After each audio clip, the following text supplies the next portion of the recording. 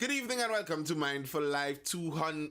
What am I saying? 311. I am your host Nathan Spring. I'm actually usually the co-host, but the host occasionally decides when she wants to take that night off, or she's going to sleep in tonight or come in late, or truly an entire diva of a host we have over here at Mindful Live. And but gladly, me, the co-host Nathan Springer, I am here on time and with you guys. It's Thursday the 16th of November in the year 2023.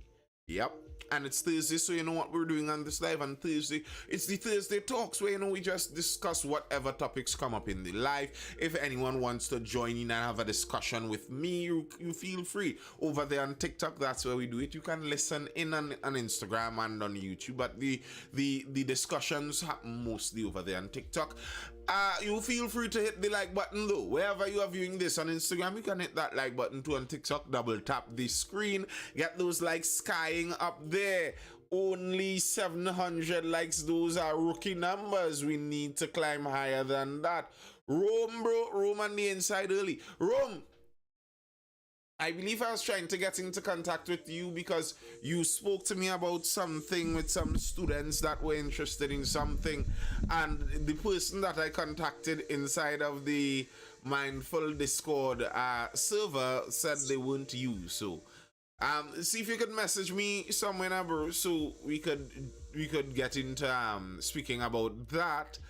And all who are listening, hit that like button, double tap the screen as I said over on TikTok. If you are viewing this and repeat over there on YouTube, drop a comment, tell me what you think. Make sure you are subscribed. Head over to YouTube, Nathan Spring over there, hit the subscribe button. Let's climb to that 1,000 mark. We're closing in on 1,960 something.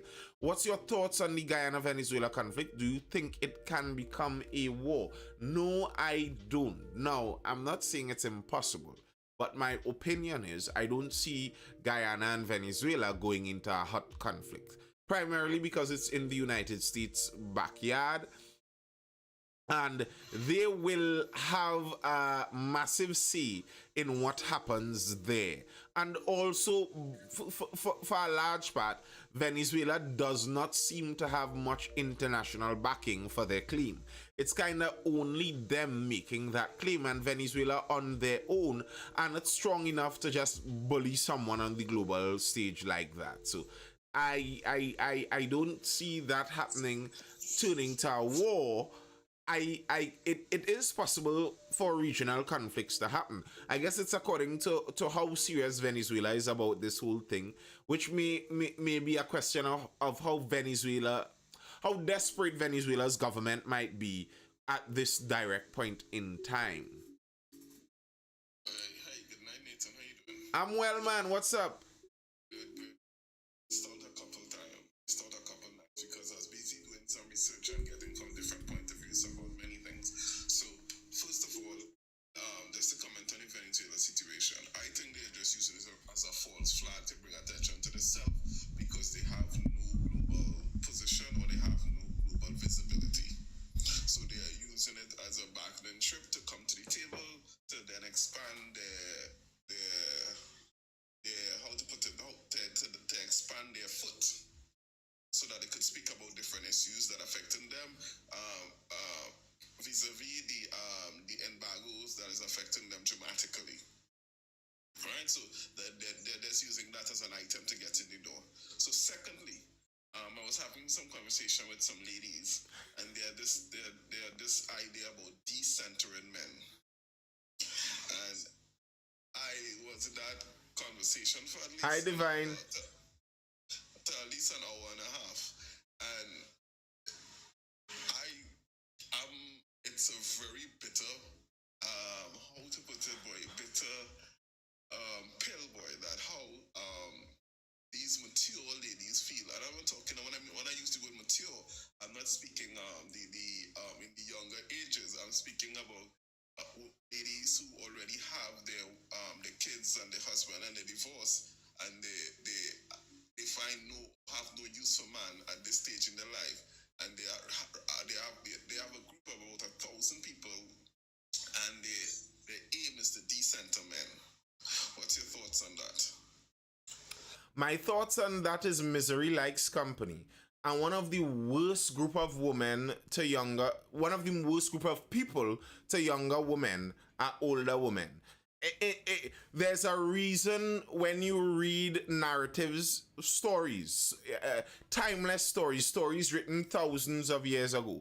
A very common trope is the older witch trying to keep down the young, beautiful maiden. There's a reason there's a common trope of such.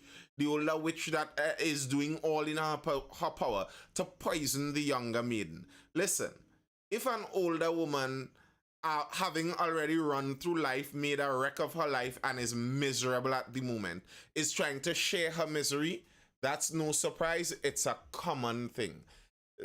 You need to chase the miserable people away, chase the bitter people away, chase them away. Decenter men. Like, what do you mean? I know what they mean by that, to be very honest, but I would like to hear fully what they think they mean by that and what they think they will accomplish when they do something like that. Like, it's amazing to me. You're there saying you don't need a man, you don't want a man anymore, and okay, that's you. But for the 99.99% of women that do want men by and large, they generally want well established, proficient, smart men who are usually more advanced than them in providing some kind of service or resource to the community. If you go on down the road trying to make men as insignificant as possible, who is that going to hurt? Not the women who all want significant men. So like you're decentering men while being attracted to centered men. You understand the insanity of that? You're decentering men while nearly every woman on earth wants a centered man to be her man. Like, Because one of the things that I was saying to them is that because one of the ladies said that men have no opinion and they don't need men to create safe spaces for women. And I said that all safe spaces in history that has been created for women, men has always been the ally of women, and men hold the keys to society and sit in the position of power. So men are not going to sit back and allow themselves to be decentered. So if you want to create a collaborative relationship and help establish a certain space for women, that is a meaningful conversation. But to say that you are going to sit back and determine, I've never seen an entire woman. Here's the problem. Society. Here's the problem by room. The problem is violent men. That has always been the problem on earth. The problem is violent men. And the thing is, the solution for violent men, by and large, is other violent men. That's kind of the only real solution that can be put out there for violent men. The solution to violent men is other violent men who are on your side, by and large. And voila, you have wars. If you want to decenter men, and you don't need men to create your safe space, what do you do about the problem of the violent men that exist?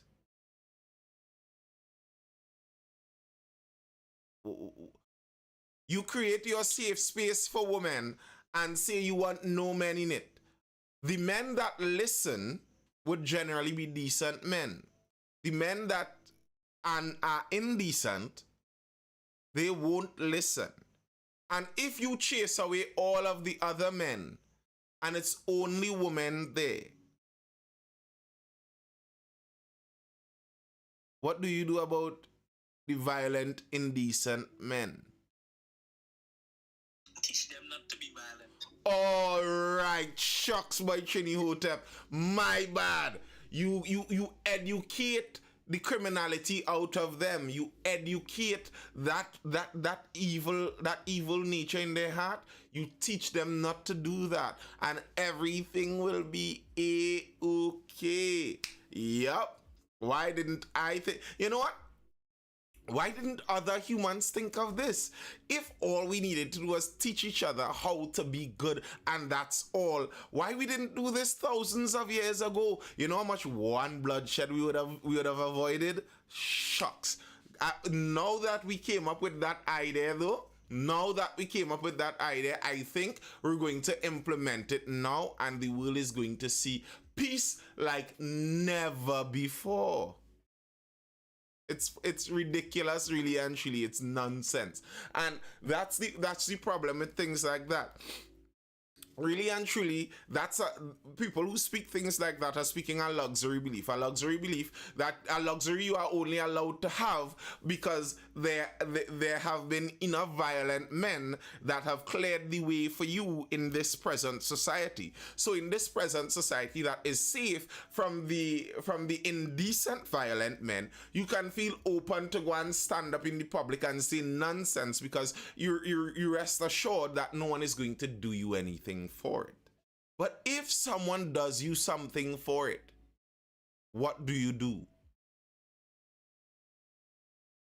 You understand? That's why we pay police thousands of dollars so we have violent men on our side.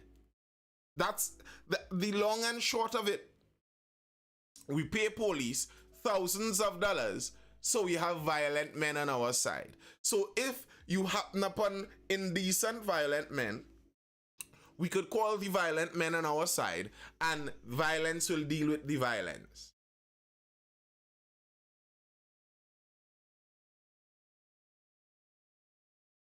Peace officers, Sylvan Trinidad says. Yeah, peace officers is a nice word to call them, but really and truly, the intention of them is to have a monopoly on violence.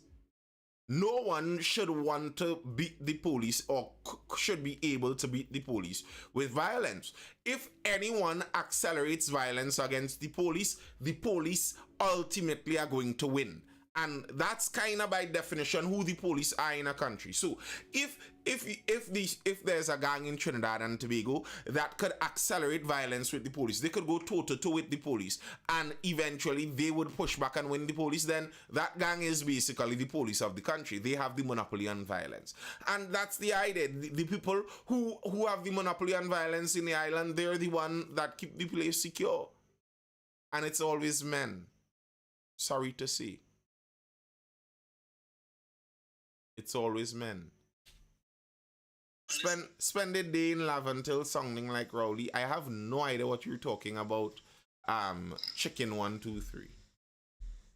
Like, listen, I think I was in that room like 3 minutes before your life started me and I jump back to your life. But I already know it was going. As soon as I hear these sentiments and men didn't give women rights when fought for it. Rights will just be stood upon benevolent women because they fought for, like, that's crazy. This is the problem I'm having with this, like, listen, you know what's funny? If I came on with X and told Americans that Trini women speak like that, they would be shocked. They would be appalled. They would be like, nah, I can't. No, American influence can never be this. Because sentiment is that feminist, radical feminism from America. This, and for the right. And men didn't give women. It's crazy talk. That's really American stuff right there because you wouldn't be able to go out there in the workforce if men didn't allow it. Be able to be WPCs if men didn't allow it. Be in politics if men didn't allow it. Kamala Pasani says I wouldn't be the prime minister if men didn't allow it. Women wouldn't be queens if men didn't allow it. That's just the brutal reality of life, and like, yeah, room. The part that set them on fire when I told them the feminine movement, what it originally set out to do, has failed them and hasn't done them any favors. Right? You know I'm a straight straight talker. Yes. And they were like, we are about to put you out to the group. I was like, so you all are creating a safe space for women, but I cannot have this dissenting opinion because you're gonna threaten to put me out of the group. Well, that's how they create the safe space, by throwing out all the centers. I like this keyboard violence is not gonna help you guys. Listen. There's no hen house that is protected by only the hens by and large, and you're looking for trouble. You're looking for trouble. I honestly went because I'm very interested in hearing dissenting opinions, and I know I have my views on life that somewhat because I am a man, my views are somewhat have to be rooted in reality because of what I face every day as a man. I do have the luxury of not doing things and just having opinions and things being provided for me. You understand? So I am just trying to hear because I don't wanna. Most of the ladies in the group are over 45, hitting 50. So I just wanna hear I just wanna hear their views on life and where they are reaching. And buddy, I feel. very depressing. I feel I'm glad I didn't happen up on that group, because somebody might have hated me if I you know the meme with Mourinho, if I speak I get in trouble. A set of over 45 single mothers saying that they don't want men anymore, like, that's like, let me see if I could draw an example. That's like a group of overweight. Sorry to put this there, but we know the reality of this world. That's like a group of overweight, short, unemployed men in their early 20s joining together saying, well, we not going to give it up to those women.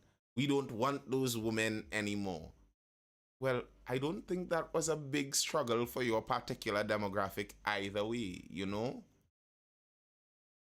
It's not like that particular demographic is at the top of favorability in the dating market, by and large. So, it's understandable why you may have some animosity when looking at the dating market. I do wonder, though, if you could rewind time, if somehow you could magically give that 48-year-old woman, rewind time 28 years back to when she was 20, and give her that time again, if she actually would have the same beliefs. If she would have the beliefs that she's spouting to the now 20-year-olds. If she would say forget about men and all of that. Or if she would return to enjoying her youth and the attraction that it brings.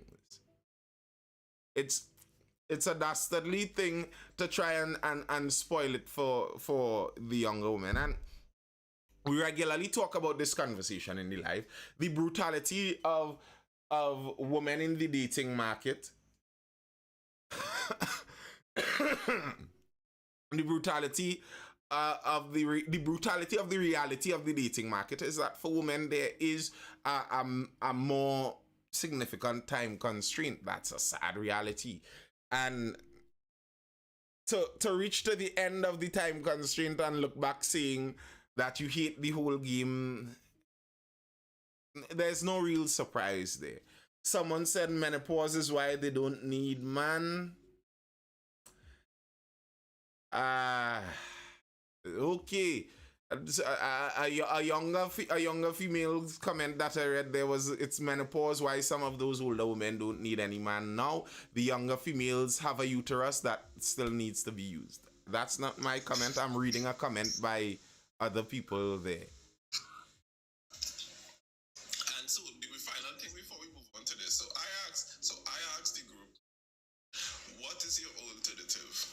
What is your goal? What is the objective of this conversation? You know what the group said to me? What's that? Men have no place in a society that they never built. Wait. Listen, let me finish. All it did was control, and by violence, manipulation, and resources. That's basically what it is. Wait. So how men get the resources? One. That's one. How do men acquire the resources? That's one. Two. You know that, man. Yeah. You know, Trini Hotep, I am regularly of that view. I am not particularly a red pill content kind of guy. You know? I am not for the man versus woman, but I am happy being married where, you know, my wife does things that I don't do and I do things that my wife don't do, and, you know, we're good in that. I am not this man against woman, and like, because I don't want to live with a man. I'm sorry, I don't go that way. I don't want a society with men alone. That's just not going to happen. Sorry. But the thing is, when people come up with the preposterous ideas, that's why it ends up in a battle sometimes. So you say something like men have no business in a society they didn't build. That's ridiculous. Men did build the infrastructural side of society. That's fact. The broken backs of fathers is literally what we stand on in the sophistication of modern society. The amount of male broken bones built the society that we live in. And to try to deny that is to spit on their sacrifice. Not saying that women didn't do things. Women had to do a lot of things, but it's not that the men didn't. To try to belittle that is wrong. Sylvan saying a woman is entitled to say they don't need a man, I don't see the big deal. Of course, any woman is entitled to say that. I don't think any woman should be forced to not say anything like that. You could say you don't need a man, but the reality is you do. At least in modern society. There's a reason there has never been by and large a surviving matriarchy. The nature of pulling civilization out of wilderness, out of chaos on this planet requires, generally speaking, a certain kind of masculine edge, willingness to die and willingness to sacrifice for some kind of future thing like that you generally get out of males, because they could die. You could spend one day as an adult male and have children and die for the rest, and your purpose has been carried on. I mean, these things are biological realities. I don't know why people struggle with this. So yes, a woman can say she doesn't need a man, but no one should take her seriously if she says something like that. Because if you live in the modern society, you are currently continually living off of the labor of many men. Your garbage disposal is men. The building you live in would be men, the electricity, the plumbing, nearly every infrastructural aspect of the society is literally men. So you can say it, but people won't take you seriously afterwards. Hey, this is why, listen, to me, this is Western, these are Western philosophy that feminists could have. And I'm saying, there's no woman in the West who gets to sit down and have to choose which child goes to college. They send all the children to college. Mm-hmm. And when women in Pakistan have to pick which child go to college, and it's normally the boys, because the boys go further in life economically, they understand the meaning of, well, men build the society. Men help, men cooperate, they get the job done. Kid machine. If you want to say that men have no business in our society, they built like if men just come out of thin air rapidly and just chain women in one spot on ridiculousness. And this talk about violence is crazy. I keep saying it. If men really want to really oppress women, good. We are physically stronger than women. We could have women on one side of the earth right now doing all the labor. But that's never going to happen, because all men are not going, and I personally, I think some of these arguments come from the communist Marxist worldview, the collectivist worldview, where for some reason you believe that women are class and men are class. We aren't different classes. We are different sexes. It's not that women are the oppressed class and men are the oppressors. That's communism again. That's literally neo-Marxism. That's why feminism is a branch of neo-Marxism. Some people talk about, the first wave had a point and the second wave was where or the third wave. Feminism from the first wave, from the jump, started off as a neo-Marxist movement, and I've come more and more to just stand at that position. The very intention of the original feminists, many of them, was not equality. I don't mind equality in the general sense of it, but even to talk about what equality means, like to literally talk about what equality means, many of us don't want to do that. When we say equality, we don't mean equality. We say equality, and yet we say, are we for the WNBA? Yes, we want the WNBA. If it was equality, there shouldn't be a WNBA. There should just be an NBA. There should just be an NFL. And if you are good enough to get into the main thing, you get in. The reason for NBA is because people want to see the best human beings at this particular sport at the top level play. What's the reason for WNBA? To allow women to do the same thing. That's not equality. The men that get into to NBA is not because people want to see men play. It's because people want to see the best play. You just have to be the best.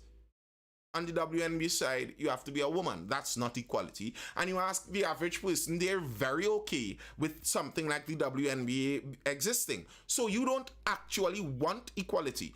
If you're a father of a daughter, and they ask you honestly, do you want this world to treat your daughter this? I want equality for my daughter. I want it to be a little more than equal in certain situations.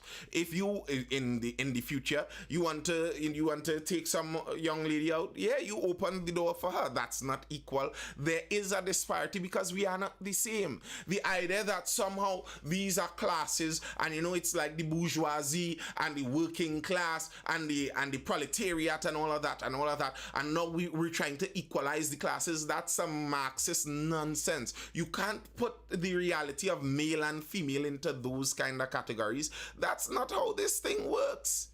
You're going to ruin the thing, returning men against women and women against men. And women against men creates dysfunctional society. Men against women would create a massacre. And you don't want either of those things. WNBA doesn't make as much money at the gate either. Well, WNBA doesn't make any money, really and truly. The only reason WNBA exists is because the NBA pays some money to keep it floating. And most NBA players, if you ask them, and I don't even think they would be lying about this, they'll tell you they're fine with doing that. You ask the average man, you go around society and look for working men and find the average man and ask him, if there was a 1% tax that was taken out from working men to give to women in the society, would you mind that? The average man might be like, so what? He doesn't care. The average man does not mind losing money to women. Average. That's why gold digging is seen as such a bad thing, because the average man would want to take care of a woman that is dear to him. He doesn't mind. So when someone abuses that, it is seen as a bad thing. Gold digging is a bad thing. But it's a bad thing because the average man doesn't mind. Nathan, we have been losing money to women all our life. It's nothing new.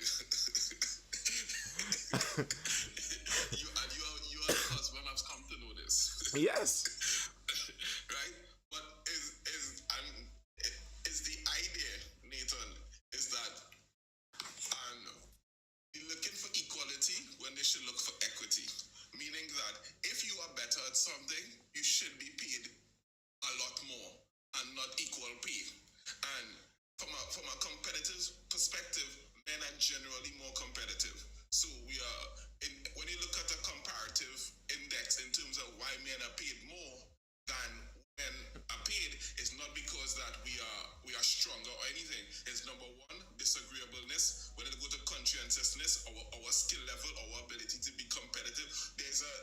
The index shows you there are scientific data that why men is paid more, and it's not because they are And I think a significant part of that, well, is obviously choice. So I'm a teacher. My wife is also a teacher, but in where we teach, for one, she teaches by and large. Most of her students are from early primary to preschool. The thing with early primary preschool teaching, it kind of needs to be in person. It's very difficult to teach a child who doesn't know anything how to read and write through online. It's not generally how something like that is done. While older level teachers, if I'm teaching a keep class, I could go online and teach an online class of 300 students and they may be able to understand by and large what I'm saying. So if you just look at the directions we headed in, part of the problem is one is able to scale easier. And because many women tend to go into interpersonal style fields where they deal with people, it's hard to scale fields that deal with people. There are only so many children you can teach in a given time. So, okay, you could charge $100 per child, but if you could only teach 20 children, you would only make $2,000. However, if I'm charging $100 per child, but I'm able to scale up enough to teach 20,000 children, you understand that I'll be making significantly more money. And the reality is men often go into areas that are easier to scale. Now, a preschool teacher making less money than a university lecturer who can sell his lectures isn't telling of the value of those people in the society. The preschool teacher might actually impact the lives of more people than the university professor in a direct kind of way. Maybe. That's not saying which one is more valuable. It's just a matter of how scaling works. It's a reality of life. If I'm able to sell a trinket and I'm able to make 1 million of them and sell them, I will make more money than if you can only carve out one of your special handmade pieces in a year's time. How scaling works. Sylvan, you were saying something, sir? Yeah, Nathan, good night. Good night, man. I listened to the discussion, but I mean, I don't see the big deal. If a woman or man come together and say that they don't need men, are you going home to your wife? I do understand because I have heard men say, boy, that is it for me. Boy, me need no girl, me need no woman or whatever. And all right, I going home to my wife. I really don't see the big deal as if I'm working a social setting and a group of men say, boy, you see this boy mean bomb for no girl. Girl is nonsense. Alright. And if a group of women say, boy, mean bomb for no man, he need no man. Alright. I still go home to the same person. It really doesn't bring out that passion in me. Yeah. If that is your at the end of the day, once you could do that in a safe environment, that is my issue. if it's going to be attacked or something like that, we go activate. But other than that, right, that's just my view. Well, you see, I understand 100% what you said there, but you cannot prove true the statement I was making that many people are allowed to have luxury beliefs because there are men who are capable of violence that are there to protect them and make sure they are able to have the belief. So if you're talking about whether That's okay. What's that? I said that's fine, that's okay. But it really doesn't trigger me. Right. Even though they live under the blanket of freedom I provide, that's okay. That's why I provide it. Right. So make your choice. And I understand that totally. And it doesn't trigger me either. Like, I don't go around searching for feminist groups to disagree with. Rhea, I saw you just by the way. Been a while, Rhea, been a while. I don't go around looking for feminist groups to be triggered and argue with them. Like my days for arguing with feminists online went by probably 10 years ago. I had a time in early Facebook days arguing with feminists online. It was entertaining stuff. But like now, as you say, it doesn't trigger me. It doesn't bother me, really and truly. Like, Yeah, and part of the reason is you can't argue with reality. You could argue that if I strap rocks to my body, it will make me fly. You could argue that whole day and it doesn't bother me. If you try and jump off a cliff with rocks strapped to your body, you're not going to fly. Your argument doesn't negate reality, and that's part of the reason it doesn't bother me either way. Also, you could argue whatever you want to argue. When you wake up in the morning the next day, reality is still going to be reality. If you wake up and you feel lonely and the dopamine levels just don't climb, you could argue against it, but you're still feeling what you're feeling. So it's not that I'm triggered by that. It doesn't bother me. But if we're discussing whether it's realistic or not, if we're discussing whether I think that's a toxic belief, whether I think it's something beneficial to put out there, that's a different discussion. If we're discussing whether I think that's something that's good advice for older women to give to younger women, that's a different thing. I will see what I think on that, but it doesn't trigger me. Ria is working, I now reach home and eating cake. Take a scroll, see your life. Ria, 10 o'clock in the night, you eating cake? Just to respond to what Nathan was saying, we're not talking about we coming to a point of activating. We're just discussing from the perspective of they discussing this as a policy issue, and they discussing it absent reality, because how can you decenter men in a world that men is at the center of everything? So we just disconnect discussion from that perspective, and we are not passionate about it. It's just that I just asked Nathan how we feel about it, and everybody else was putting in that sense as well. When you say no, I'm not attacking here, bro. So I just trying to understand. When you say men are the center of everything, what do you mean? So most of society, okay, when you look at the structures of society, the structures of society,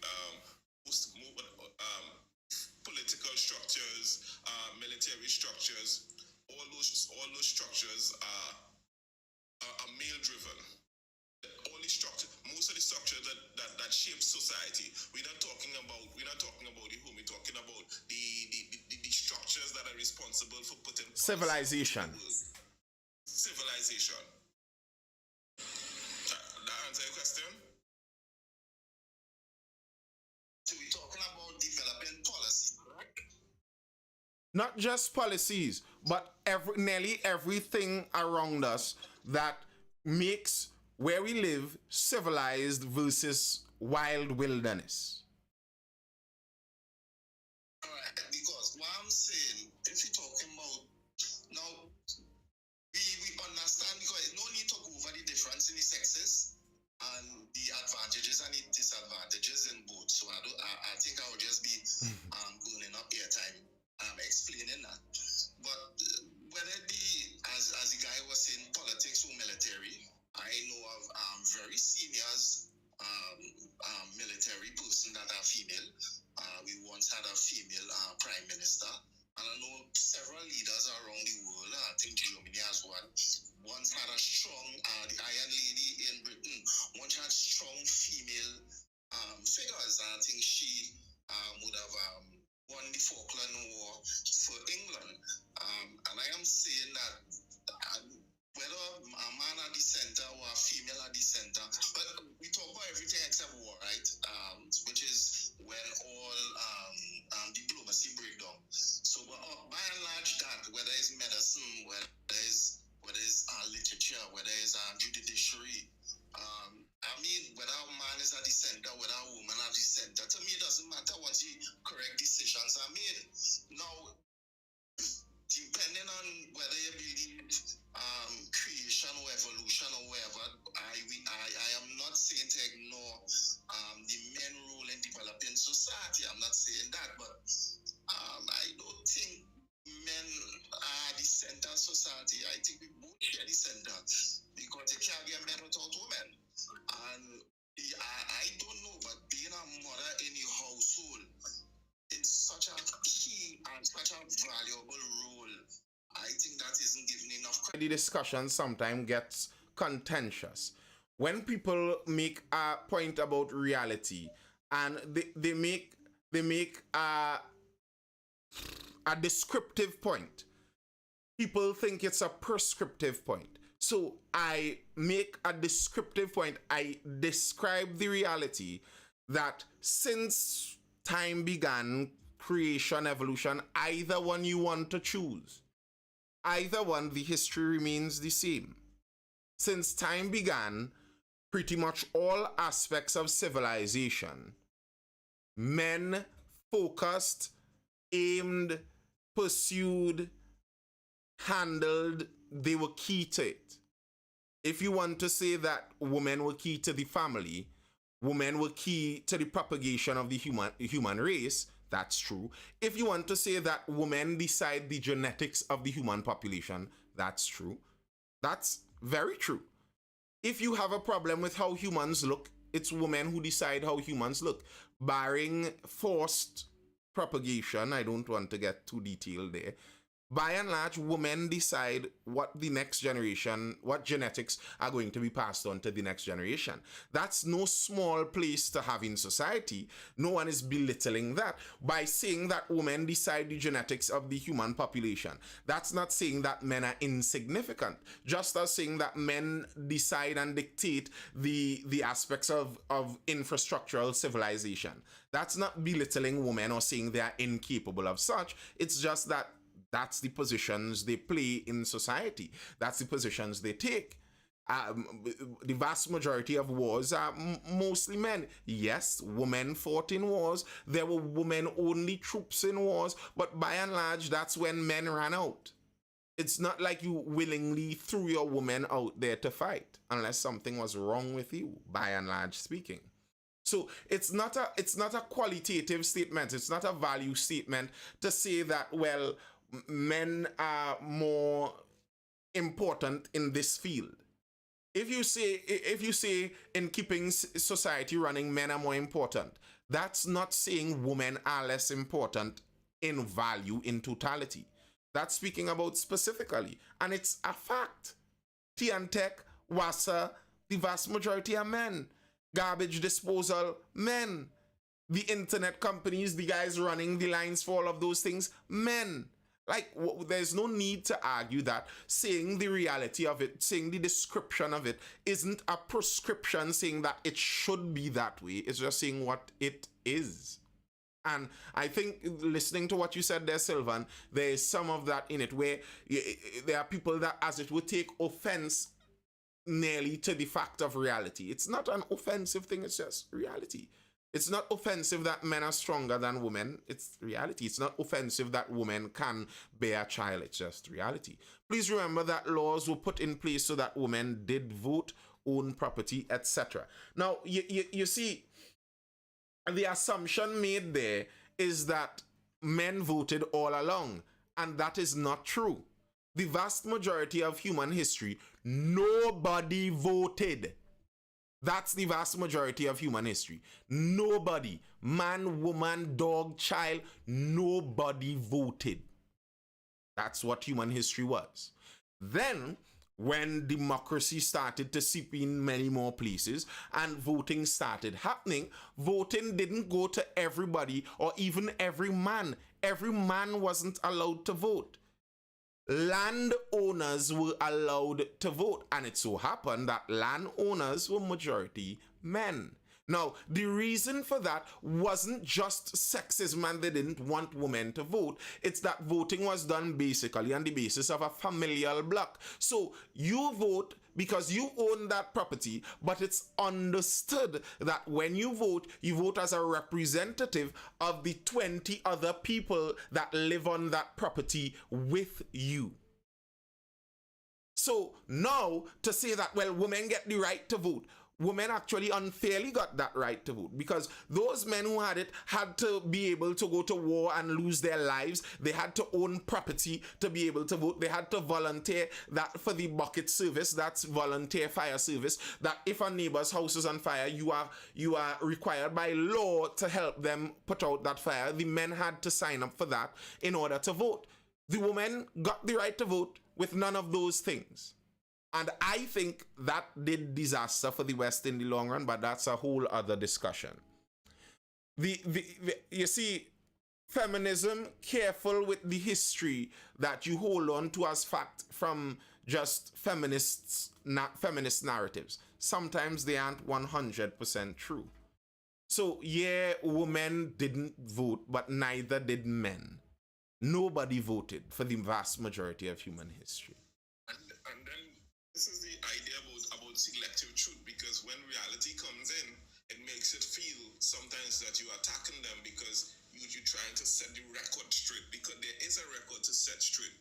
History has shown nothing but conquer and conquest. It's only in the last couple of centuries we have been going into more democratic systems, and that is human history. That is not even our history. That is human. That is the history of humanity. It is. And no, Ria, you're not in a parallel universe. Yeah, Ronnie. I just wanted to, I mean, I understand and I agree with the responsibility behind voting. I do not agree that you must just be born and have the right to vote, because you could vote for anything. You could vote for nothing, just because it doesn't affect any law. So I think that it should have criteria to vote in. For everything basically. It should have a criteria to do these things. Even just to have children, there should be a criteria for those things too. But I don't align too much with the family, which is where I came in. I kind of fell asleep on my bed because I was sleeping. And talk. But about this, I've observed most of the popular things now, and I'm happy to see that it's kind of biblically falling apart. Yeah, it is. I think it is. You know, they kind of they separated so much. They have so much segments in it too, and then they have more and fun acronym. I don't know, but they are more. And now you're reaching the point where feminism isn't even about representing women anymore. So it's like, do you represent? Because anybody could just be like, oh well, if it's a feminist, you have to support this, and it's just a matter of black and white, I believe. Which is why everything going in this world, like, it must be oppressor. So the feminist movement is just going to go with anybody that they view as oppressed. Same thing with like Black Lives Matter, same thing with basically every single movement. Like, they're just gonna go ever they deem to be the And Ronnie, I've been talking about this for some time. The reason there's a like you go and read what these and many we are talking about if we're living in a parallel universe and all this kind of over exaggeration of shock. Go and literally read what these people wrote. The feminist thinkers wrote why they were saying what they were saying. They wrote why they did it. It was neo-Marxism makes it sound like you're talking something conspiratorial, but it's literally that. Ronnie, what you're observing is the Marxist movement. It is people looking at things through the lens of oppressed and oppressor. And they're trying to put that over every situation. So feminism used the oppressor and oppressor Marxist worldview and put it over the sexes. The original Marxism, communism, used oppressor and oppressor and put it over wage classes, basically monetary classes. Now, to me, that was the best place to put communism. I disagree with it even on the end of classes, but dividing a society among monetary class, among financial classes, makes more sense than attempting to divide them among gender. Like, as a woman, you have more in common with a man of your same financial class than you have with a woman of an upper class than you. And that's what feminism attempted to do. And feminism still does some of that. And that's why now you have, we don't want white woman feminism because some people are recognizing to label as one group together there. No, it's not that. It doesn't work to put that model across everything and push it out there into the world, because the history that maybe Ria wants us to go on with and feminism tries to put out into the world is that the history of the relationship between men and women was one of oppressed and oppressor, that men as a class oppressed women as a class throughout the history of humankind, and that is just not true. I know it sounds insane to say it now because we've been fed this through feminist theory for decades now, but that is not the history of humanity, that men were oppressing women carte blanche for thousands of years, walking and trudging along through the wilderness. That's not true.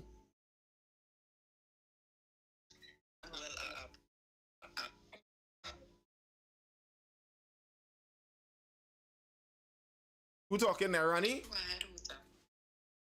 Yeah. And that kind of is the thing. And that's why every time I will point out, I say, listen, to try to put this blanket of feminism on all women is insane, because it's true. When upper class white women came down the hill and said, you get oppressed by a man, and I was like, well, wait. Me and he working the same work. You and your man are working the same work. You home. He all day making tons of money, bring it back home. While you have no say because he bringing on the bread. Me and my husband bringing on the bread. We eating the bread together. And it's funny because it's really neo-Marxism at the end of the day, because if you read, because listen, best believe I've read a lot of feminist books. When you read a lot of feminist thought, and that all the leaders, they did a lot of propaganda. You know what I'm saying? They listen, Goebbels have nothing on these women. Goebbels have nothing on these women. Hey, these women were ready to ban women from creating children so they could join. You know, it's to ban a woman from making a child, bro. Forcing women to make children. Imagine that. You see, men are supposed to free women. You see, women wants to. One of the key points of Marxism, and this is why, Sylvan, you say careful about the using history as justification. I don't know if you're speaking about the Marxism, but this is why even understanding the history of some of these things is so important. So if you understand Marxist theory and how it works, you understand that an important part of Marxist theory was class solidarity. All of the proletariat need to stand together. Workers of the world, unite! And that's, by the way, where that fist is a communist fist, just by the way. And that was the idea. The hammer and the sickle that you see as the sign for communism, the hammer, a tool of a worker, and the factory worker, and the sickle, the tool of the farm worker. So workers from the factory to the farm unite together against the other class. And that's why in feminism, one of the groups they hate the most is the class traitor woman. A woman who is against feminism. How dare you, you internalized misogynist, you. And the reason for that, so the reason, and we're talking history here. If you doubt my words, you could go research all that I'm saying here. It's on YouTube, it's recorded, so you could go back and replay it just to make sure I said what I said and research it to see if I'm talking fact. You go back through the history of this. In the United States, the communist idea of separating the society by the financial classes did not hold sway in the United States because the lower classes were not as bitter as they were in Europe. Europe had centuries of landlords who passed it down to their children, so the lower classes saw it as impossible to own land. It's easier to get that friction going in there. The US and their American dream was actually working. They had class mobility.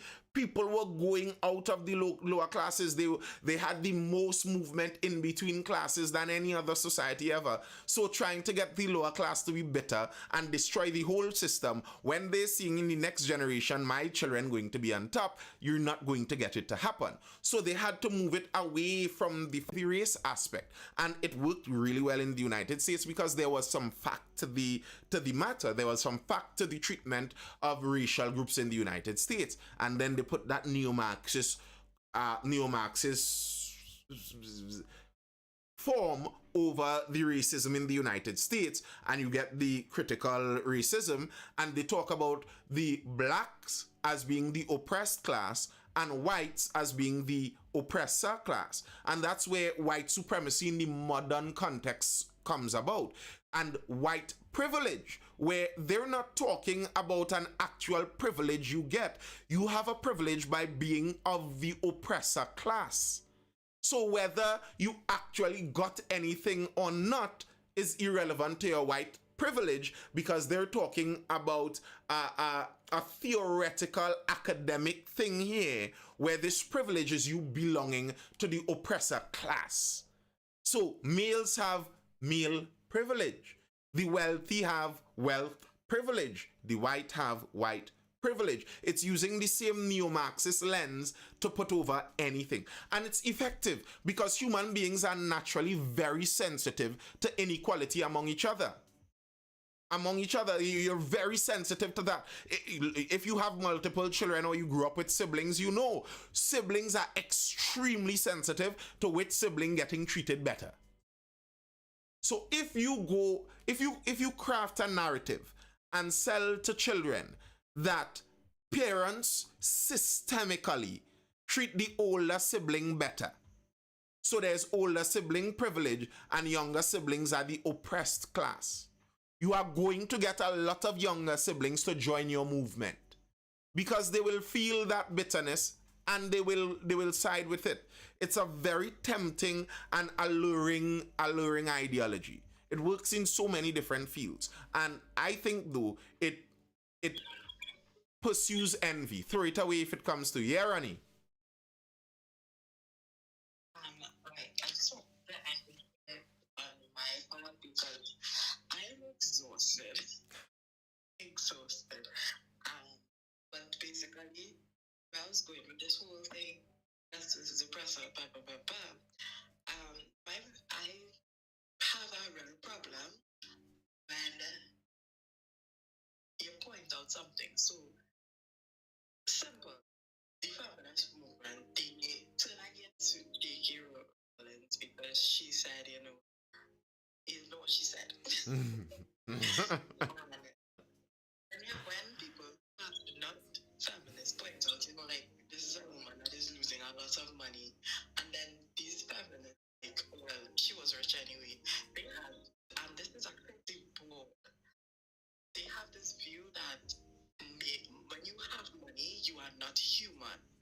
Like, anything can happen to you, but because you have money, it's like glaze over it. Anybody, if you can say, like, listen, God forbid, Elon Musk lost all his share, and they'll just be like, but he was rich anyway. He is like, they don't expect it to have feelings, they don't expect to relate to anything. It's just because you have money, we don't really care what you're going through.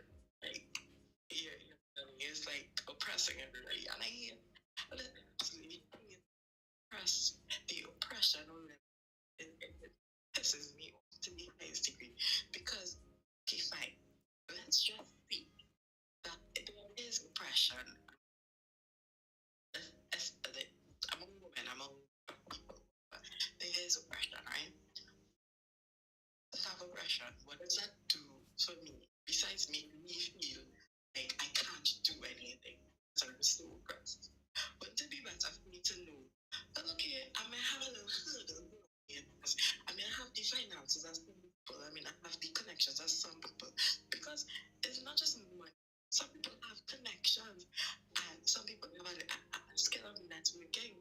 They went out there or whatever, they have family or whatever, and that gives them the advantage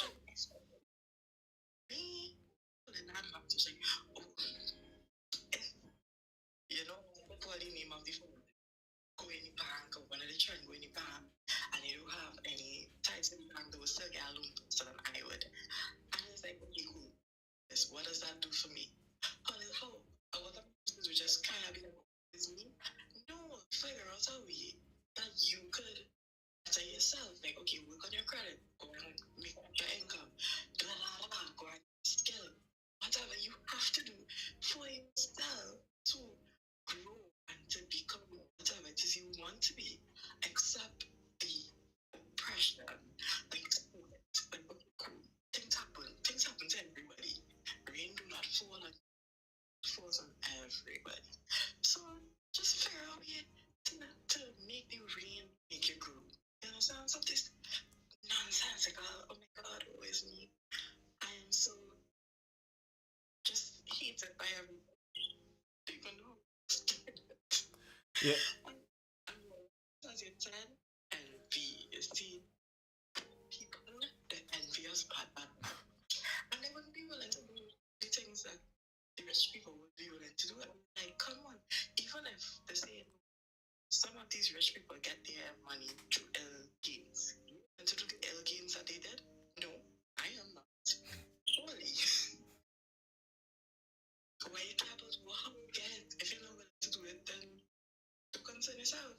Ronnie, you remember that and this is one of the things, this is why I am afraid, as it were, not afraid. I am very cautious of leftists, of socialists, of communists, of people who have that kind of leaning. Because that envy reaches to a murderous point very quickly and easily. You all remember the discussion we were having about World War II and why certain things in World War II may have been justified because the people were rich and they didn't want to share their money with everybody else? You all remember that discussion we had in the live? You all remember that? That's the envious thing of communism. That's why communism, ultimately, when it's allowed to fester, it ends up into a murderous revolution all the time. Because you hear them espouse this regularly. The oppressor cannot commit a crime. Sorry, the oppressed cannot commit a crime against the oppressor. Everything the oppressed does to the oppressor is justified because they are oppressed. You get how scary that goes. Nathan, but we are experiencing a certain level of that in Trinidad now, where people, well, I don't have, so I take, and that's the mentality that look at the number of home break-ins that we have is because some people feel that they are from the oppressed set, and if them have, they take it, and they're exploiting these things because that's how they feel, and that's that same level of jealousy, and they do. So when you take my thing, I shouldn't feel it, I shouldn't grieve because you believe that I have $1 million in the bank, which may or may not be true, but at the end of the day, I have worked for what is mine. And here's the issue with that. I'm glad you said that because something else Ronnie was saying that brought this to mind. Another problem I have with this worldview. The problem is the worldview in and of itself. The worldview in and of itself is a materialistic one. It supposes that if you have the resources, you would be better off. So the people who are better off in society are judged as the people who have control of more material resources. That's basically espousing a belief that more material resources is what gives a better human experience. That's kind of the ideology that communism. And we know that's the reality of humanity. That every person doesn't do something bad because all of their needs aren't met in that Malthusian way. That's not true. People do things for all kind of different reasons. It makes sense for opportunists to go for low-hanging fruit. And when people push this, and that's why every time I see it, I don't know if you all, how often you all look at the live. Every time I see people pushing the kind of idea that someone was doing this crime because they were poor, and because inflation rise, that's why you're seeing the increase. There is some truth to that on the statistical level. But on the basic level, people don't commit crimes because of lack. Because I didn't have, I stole. That's not how it happens. That's not how it happens. Yeah, boy. All right. Anybody else with any further comments or questions? Ronnie, I see you unmuted there.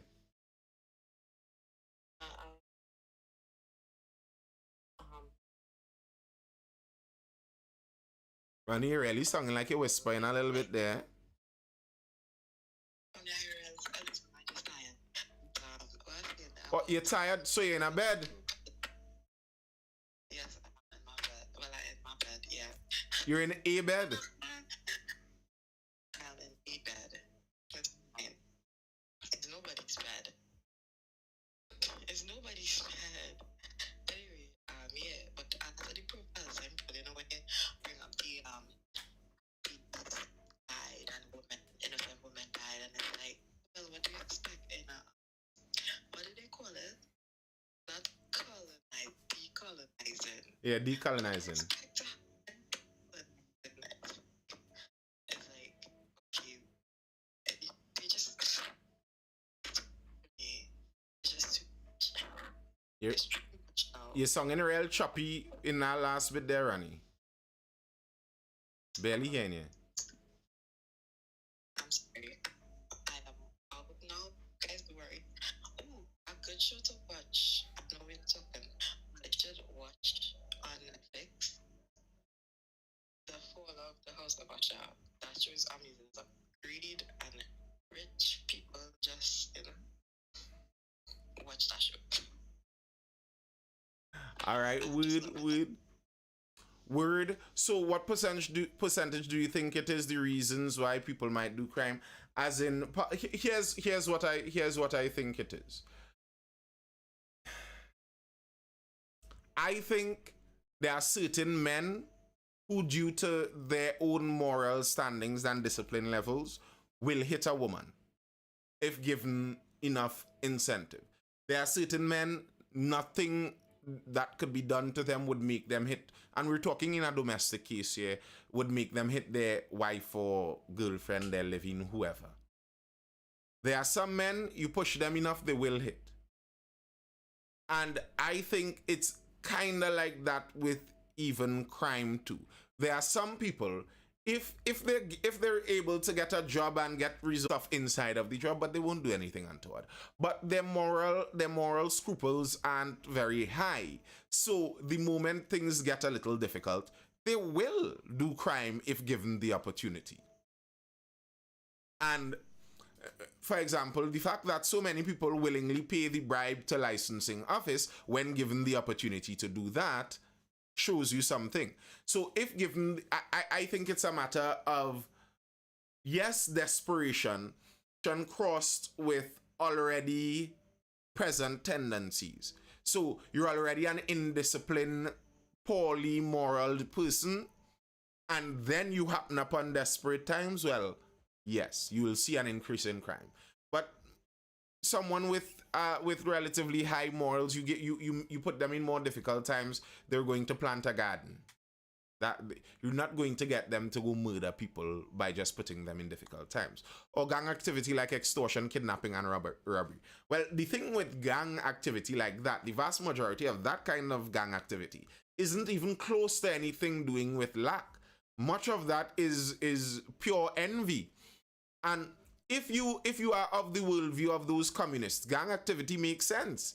If I'm a communist and I believe anyone who has more than me is being unfairly given that inside the system, then it's kind of my prerogative as an oppressed person inside of the system to join with the other oppressed people and try and take back from the oppressors. So the gangs are just, communists. Some of these gangs, they need some political philosophy behind them. Instead of calling yourself a number, I call myself a communist. Make things really shaky in Trinidad.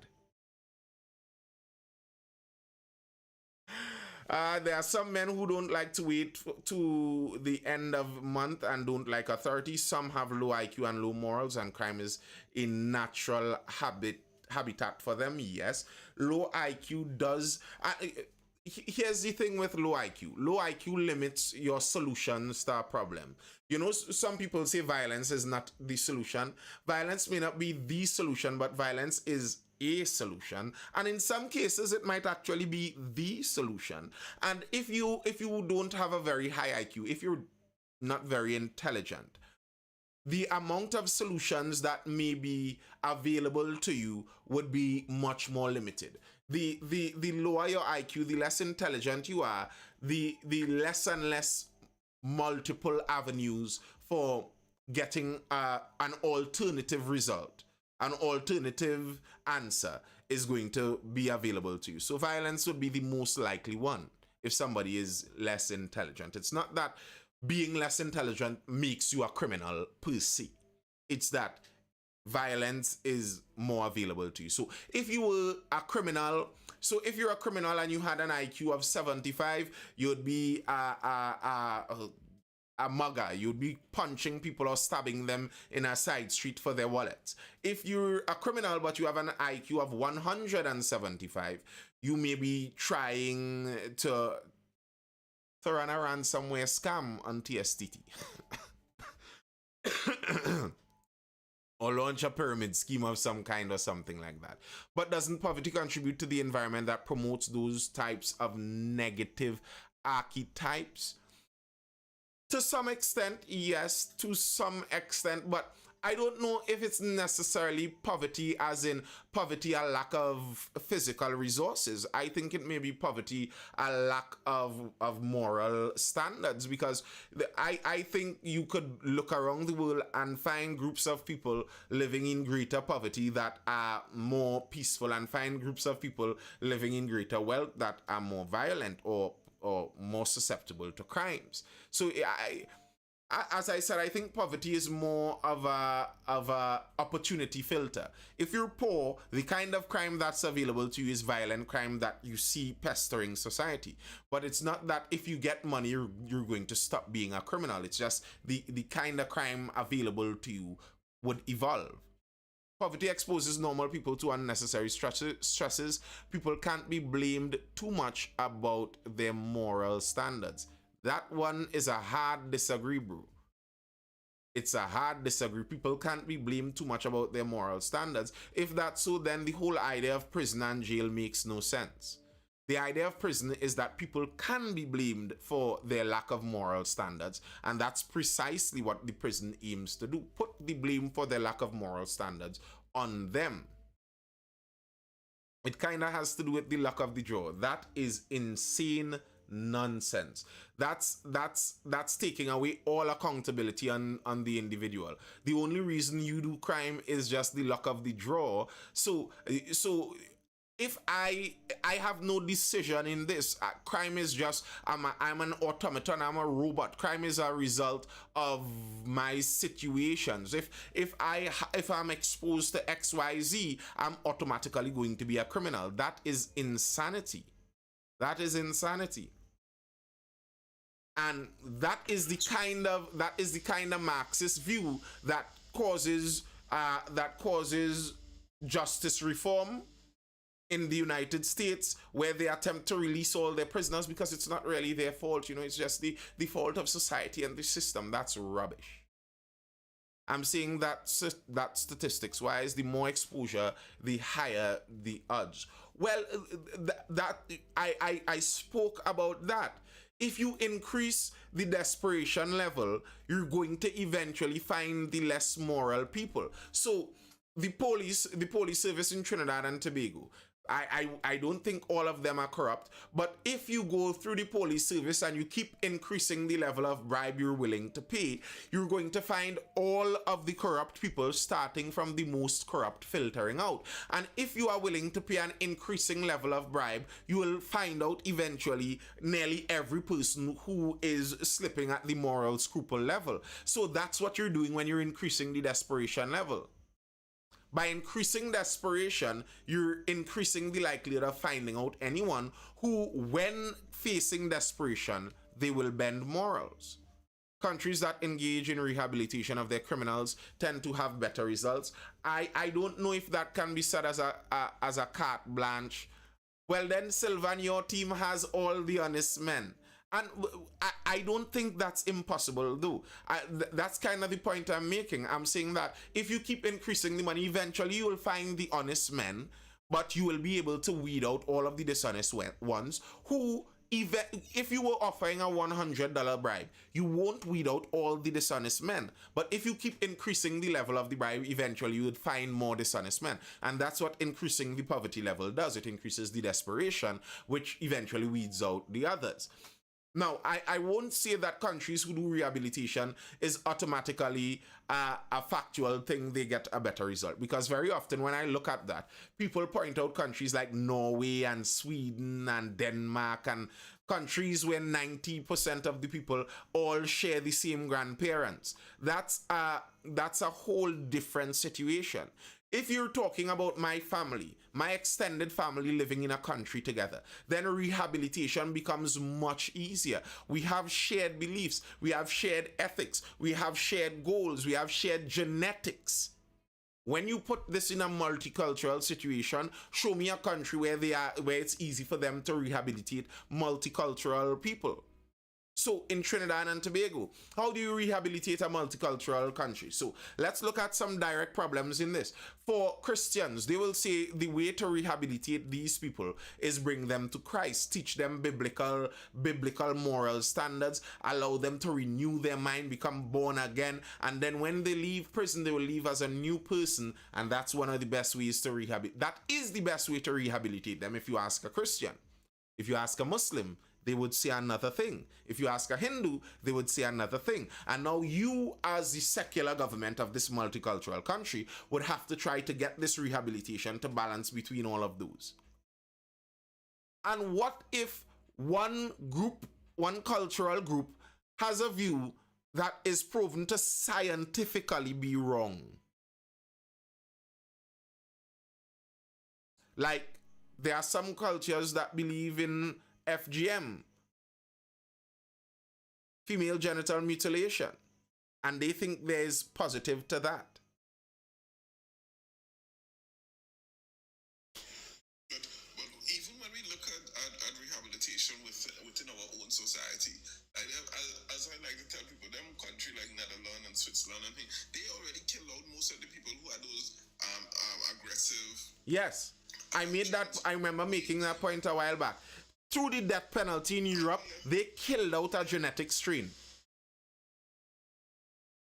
We are now trying to find ourselves in trying to set up a civilized society and trying to.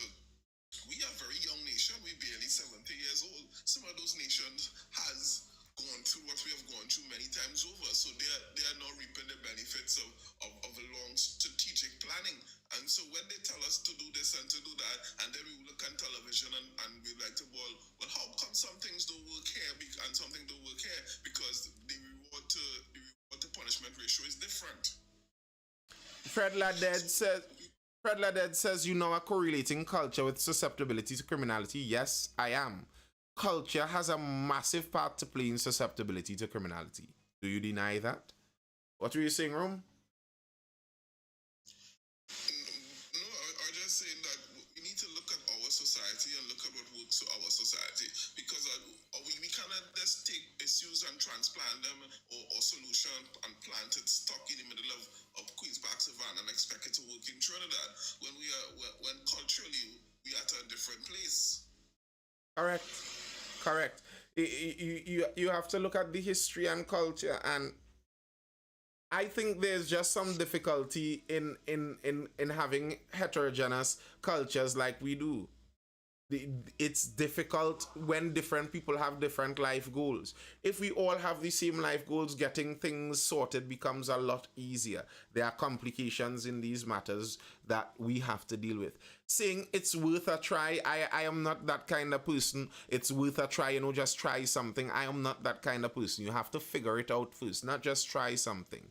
That's not what you do with an entire society. You do that with your life. You don't do that with entire society-wide decisions. Just try something. No, that's how you murder people by the millions. When those guys Nazi, which guys were Nazis you're talking about there? So I'm not with a try something. You have to if you could plot out something that seems viable, then you could say we could try that. But just saying rehabilitation, what is rehabilitation in our context? How do you do that? I really don't think you can kill out traits in a population. Oh, that's what you were talking about when I said they wiped out. No, you can kill out traits in a population. What do you mean you don't think you could kill out traits in a population? So there's proof and growing proof that there are genetic genetic susceptibilities to certain levels of violence and certain levels of impulse control. So there are genetic realities to impulse control where some people seem to have lower levels of impulse control, some people seem to have higher. And there's no reason to think that these things cannot have a genetic component. Not saying that that's the only component, but there might be. And if you decide to kill out everyone with a certain trait, you may very well kill out certain genetic strains. Saying that the bad guys in World War II attempted to do that for their own purpose doesn't dispense with the reality that genetics is a true thing. They were attempting to manually engineer their genetics because it can be done. Not saying it should be done, but it can be done. I didn't say the Netherlands. I spoke about Europe in general. Europe had the death penalty for literally hundreds of years. And if you kill everyone who murders someone, there's a strong chance you may be decreasing the likelihood of having low impulse control genes within your gene pool. I am not saying that's the solution to murder. I'm saying it's a possibility. And you could go read the papers on it because they are scientific papers where they studied the possibility of that in Europe and other places. How do you explain leaders getting whole nations to comply in genocide?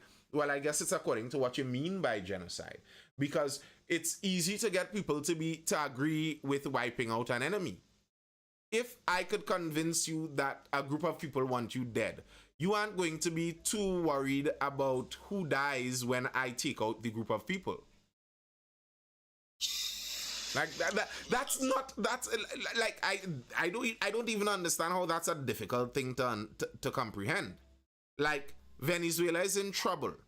If we don't take all Venezuelans, some Venezuelans might die. Some Venezuelan children might die if we don't take them in. Do we take all of them in? No, we don't. And we may be okay with the possibility of some Venezuelan children dying for our benefit.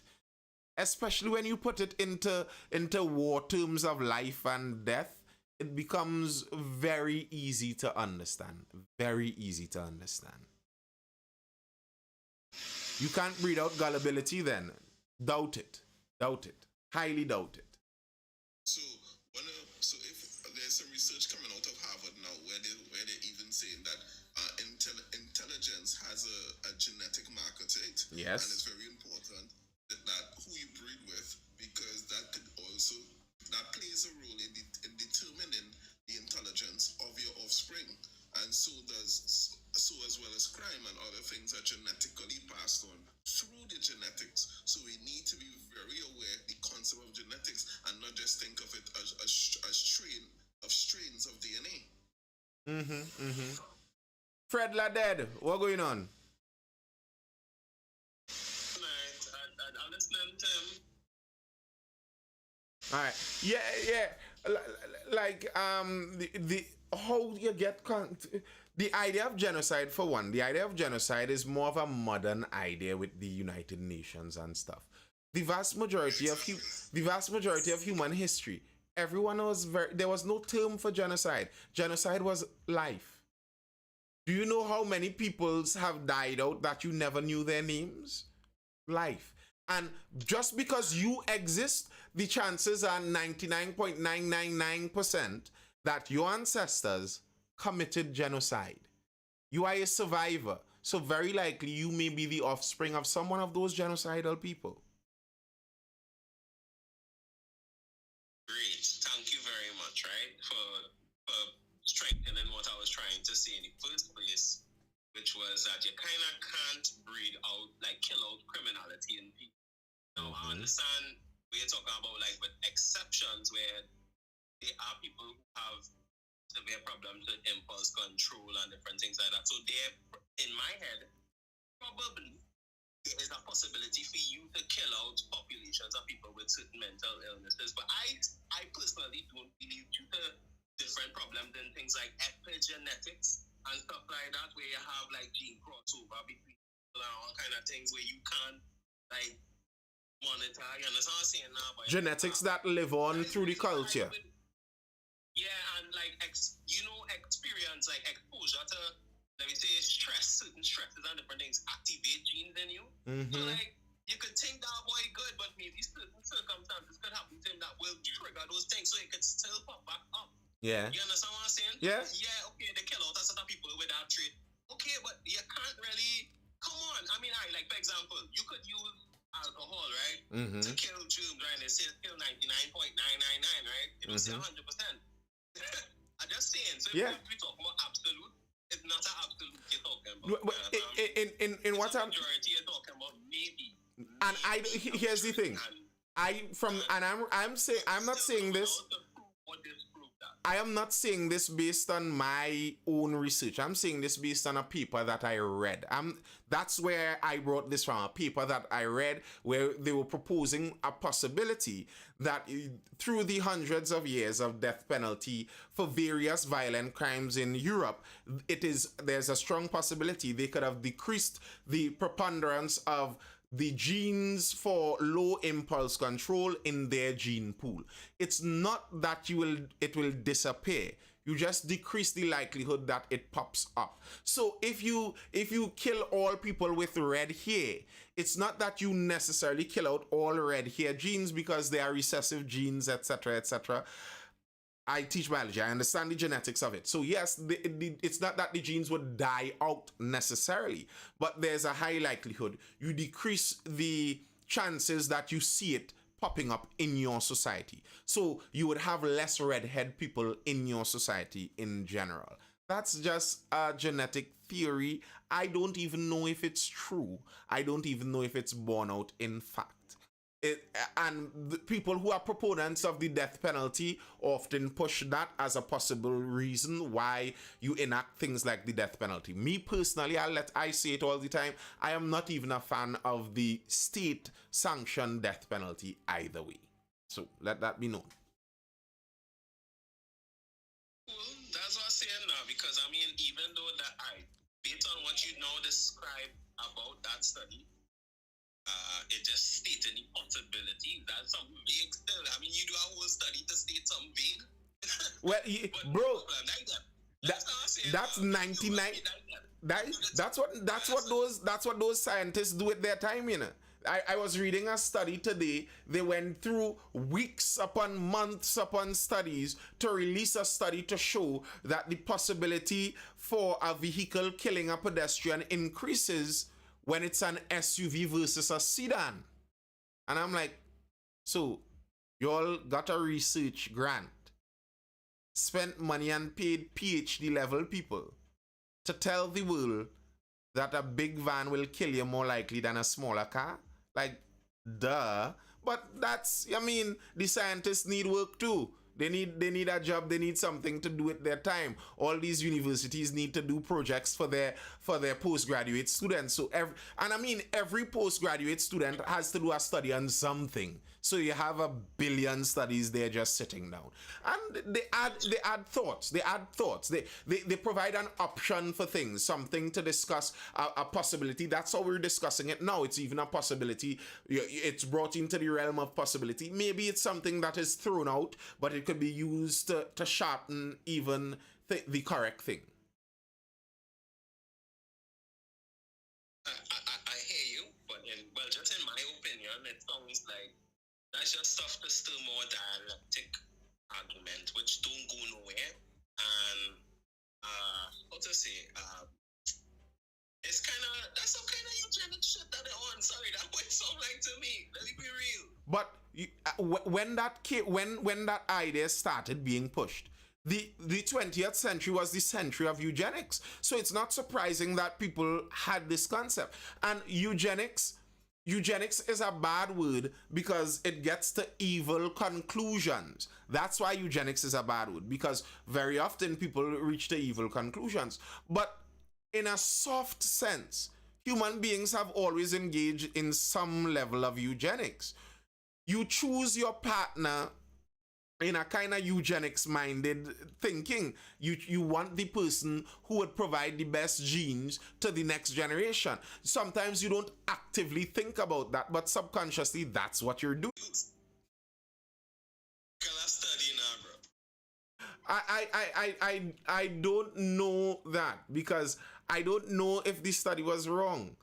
The study was based on the, I can't even remember all of the numbers in the study. It was, remember, it's not just opinion. They're crunching numbers. They showed how many death penalties were carried out in Europe comparatively to other places in the world, particularly certain parts of Africa and Saudi Arabia and other parts also.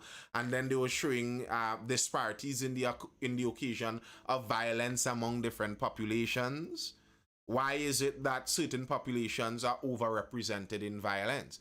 Why is it that certain populations that originate from certain continents are overrepresented in low impulse control style crimes? Is it that their genetic pool encouraged low impulse control while another genetic pool discouraged it? It's attempting to answer a question of a reality.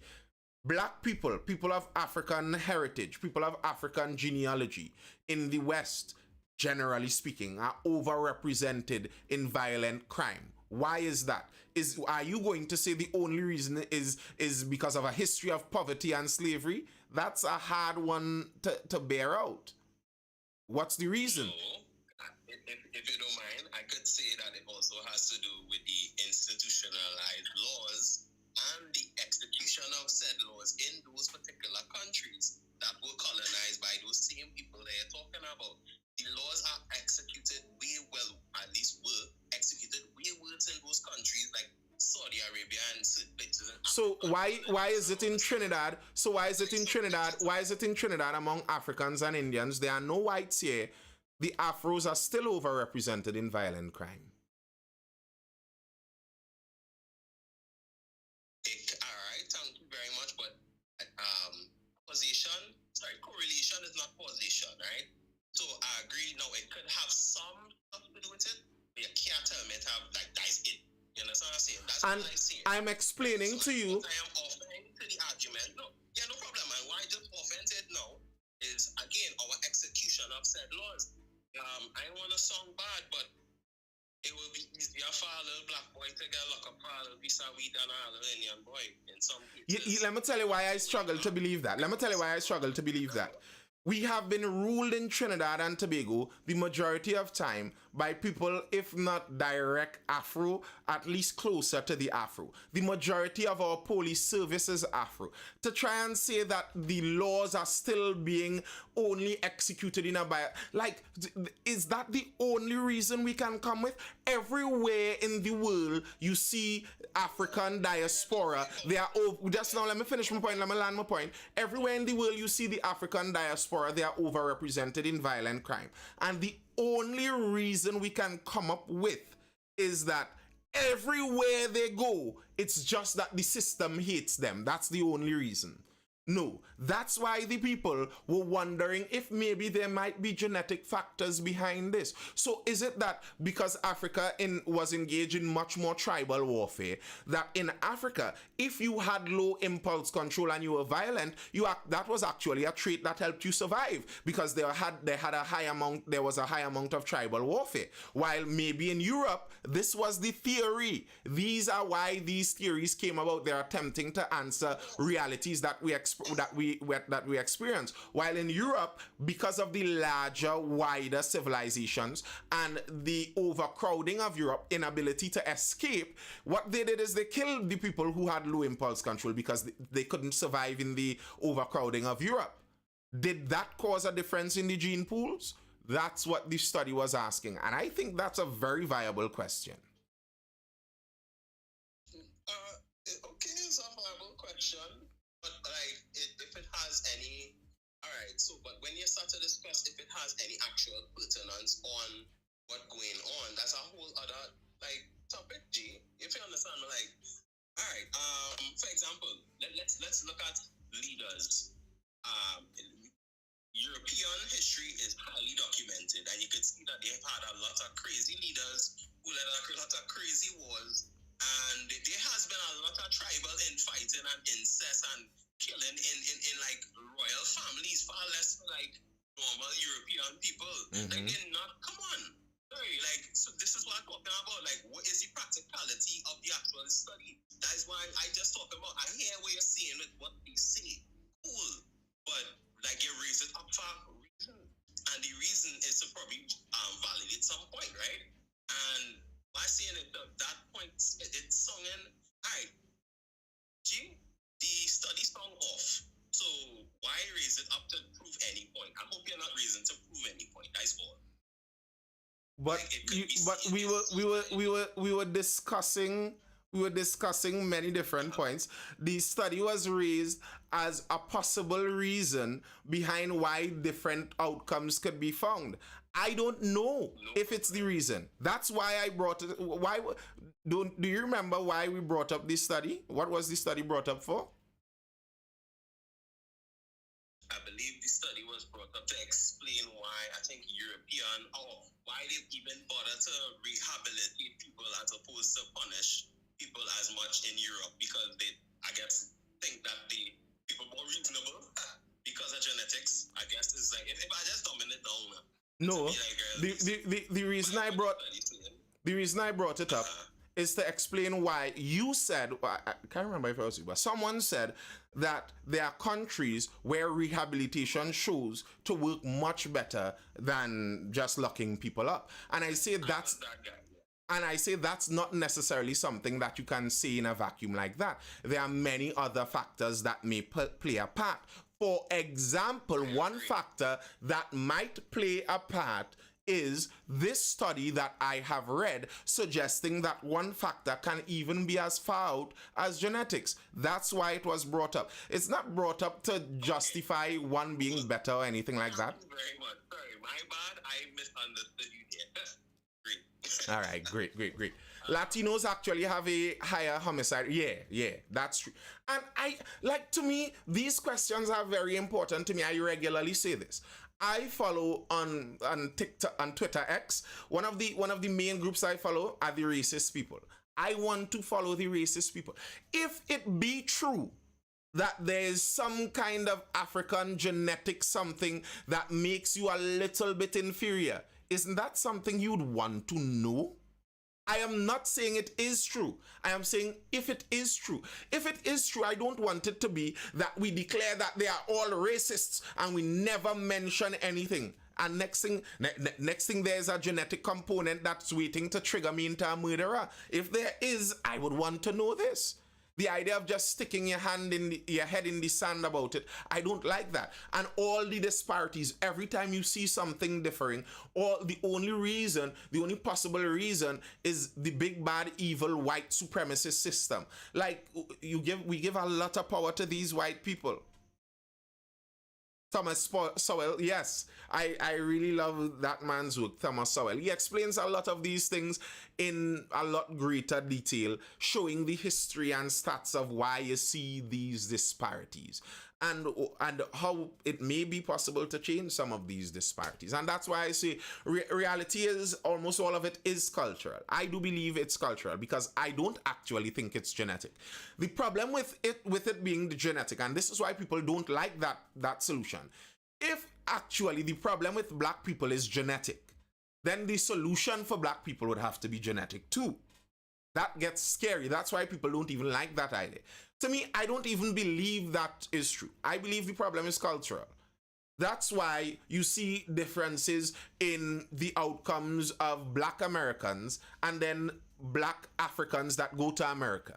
You watch their families and you see the outcomes have a difference, even though they're both black.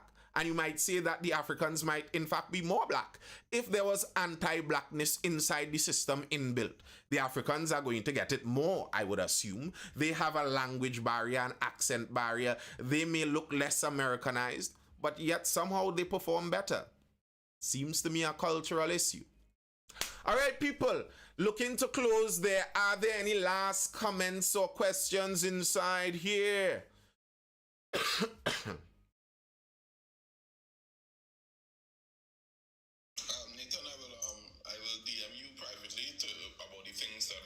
Yes, sir. So, guys, it was an interesting conversation. We have to keep talking. There are some topics that we'll probably discuss next week that I'm going to bring to the group, and we're going to keep chatting, get different perspectives, get different point of views, because learning and having conversation is fun. Yeah, man. Who tap your weekend, boy? Or you doze off there? I feel Trini who tap knock out there. Fred, lad, do you have anything last to say, bro? Anything to add before we dive out? Seem like he knock out too. All right, people, what is the real economic potential of doubles? I think unlimited.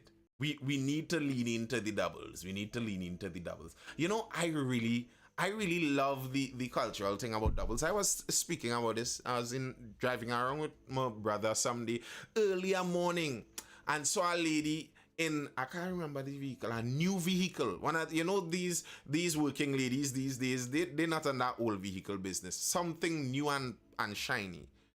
And her hair done, makeup done, and she is by the double stand. And when the double's good, you have to look at it after the bite. I was like, my culture. Oh, you could not love TNT, boy. Yeah. Big up Tanti. Big up all the doubles eaters on an early morning standing by the stand eating the doubles as you should. Don't wrap it. It kills the flavor. All right, people, that's all we have for now. I hope you're educated, informed, or entertained. This has been the Mindful Live. I am Nathan Springer. Hit that like button if you are viewing me over there on YouTube. Drop a comment. Tell me what you think about the whole live, if you stay till this time now on YouTube. And I'll see you guys again for the next Mindful Live show, which is going to be tomorrow evening around that 9 p.m. time. Until then, people, peace out. Hold it down. Stay safe. Bye.